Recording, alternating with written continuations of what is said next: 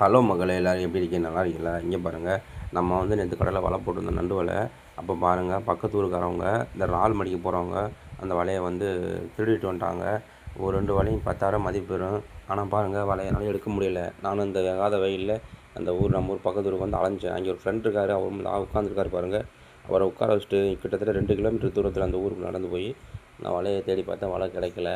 அதனால் வந்து ரிட்டன் ஊருக்கு போகிற மக்களை இங்கே பாருங்கள், எவ்வளோ போட்டு இந்த வெட்ட வெயிலில் நான் வந்து அலைஞ்சு காலைல செருப்பு போடாமல் போய் எல்லாம் சூடு தாங்கிலாம் வந்து தேடி பார்த்தேன், கிடைக்கல. வலையை வந்து நைட்டாக வீட்டுக்கு கொண்டு போயிட்டாங்க. நம்ம என்ன பண்ணுறது? இப்படிலாம் கலவண்டா நம்ம தொழில் ரொம்ப கஷ்டம். அந்த மீன வாழ்க்கையில் ரொம்ப கஷ்டமான பொழப்பாக இருக்குது. கரை மீன் தான் திருட்டு அதிகமாக இருக்குது, கடல் மீன் திருட்டாக இருக்குது. இனி வந்து அடுத்த மாதம் லாஞ்சு கட்டில் போட்டுறாங்க விசைப்படகு.